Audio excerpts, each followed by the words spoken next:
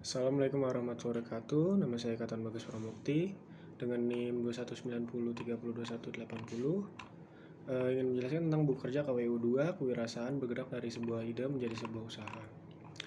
First standar KWU 10, identifikasi akses pembiayaan atau modal usaha baru.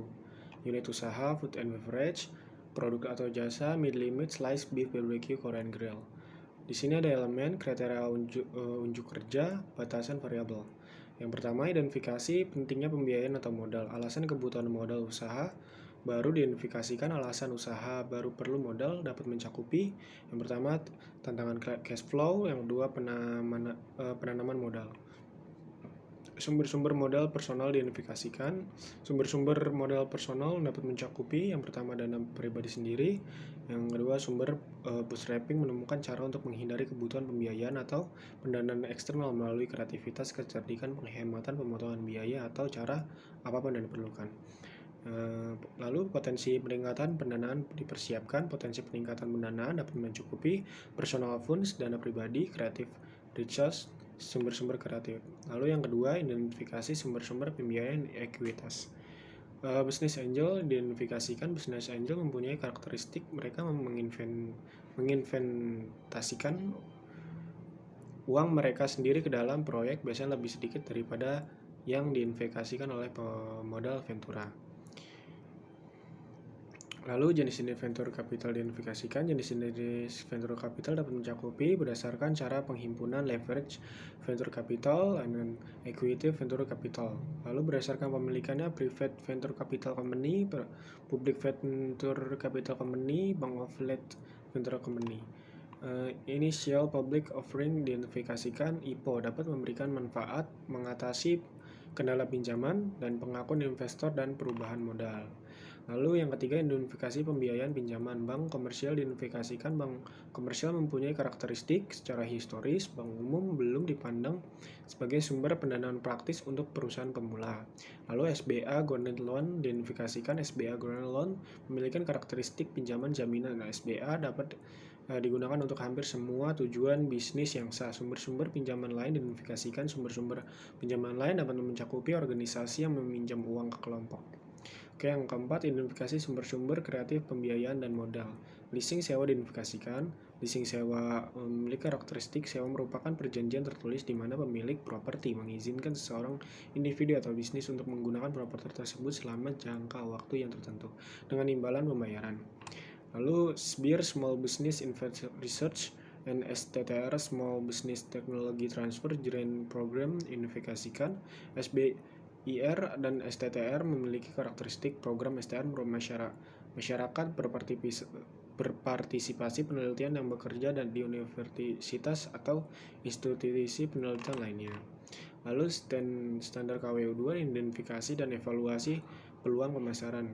Unit usaha, food and beverage, produk atau jasa, mid limit, slice beef, BBQ, Korean grill. Lalu langkah-langkah identifikasi peluang pemasaran.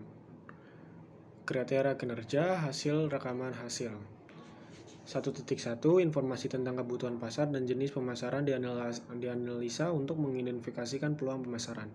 Nah, informasi tentang kebutuhan pasar dapat mencakupi yang pertama, informasi para komparatif, apakah kita mampu memproduksi barang dan jasa lebih banyak dengan biaya yang lebih murah daripada negara lainnya. Kinerja bersaing, kebutuhan pelanggan, persyaratan hukum dan etika, saham, tren dan perkembangan pasar baru dan berkembang, profitabilitas, angka penjualan. Jenis pemasaran dapat mencakupi pemasaran bisnis ke bisnis, pemasaran langsung, pemasaran barang, pemasaran sektor publik, pemasaran jarak jauh. Oke, 1.2 Potensi pasar baru dan kontribusi pada bisnis diteliti untuk masuk membentuk atau mempengaruhi pasar dalam hal kemungkinan kontribusi terhadap bisnis. Potensi pasar baru dapat mencakupi e-commerce. Kontribusi pada bisnis dapat mencakupi berpengaruh pada volume penjualan, pertumbuhan saham. 1.3 Pendekatan kewirausahaan inovatif dan ide-ide kreatif.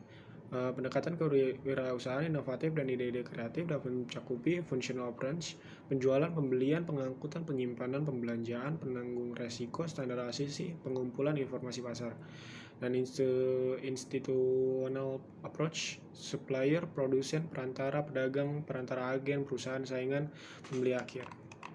Lalu yang kedua, investigasi peluang pemasaran. 2.1 Peluang pemasaran diidentifikasikan kemungkinan mereka cocok dengan tujuan dan kemampuan organisasi. Peluang pemasaran dapat mencakupi pertama, penetrasi pasar, menjual lebih banyak kepada pelanggan yang ada, meningkat pasar dalam segmen yang ada, membuat orang membeli jasa.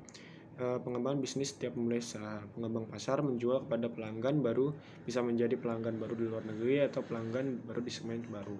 2.2 Hasil evaluasi peluang. Diidentifikasikan peluang ini menentukan dampaknya pada basis bisnis dan pelanggan saat ini.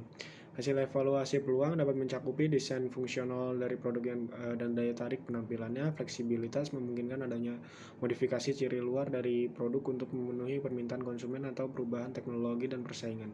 Daya tahan bahan baku produk bisa diandalkan kinerja produk seperti yang diharapkan pada kondisi operasional normal. Keamanan produk tidak menimbulkan kemudahan untuk diproduksi dan diproses, kemudahan untuk ditangani. Oke, 2.3 Kelayakan finansial dari setiap peluang pemasaran dinilai berdasarkan faktor eksternal, biaya, manfaat, resiko, dan peluang. Kelayakan finansial dapat mencakupi faktor eksternal, kode praktik, kebijakan, dan pedoman peraturan undang-undang yang relevan. Manfaat. 2.4 Kemungkinan strategi pesaing potensial. Identifikasikan dari pesaing dengan produk, jasa, atau yang sama. Strategi pesaing dapat mencakupi pemotongan harga, periklanan ekstensif, kupon, penjualan 2.5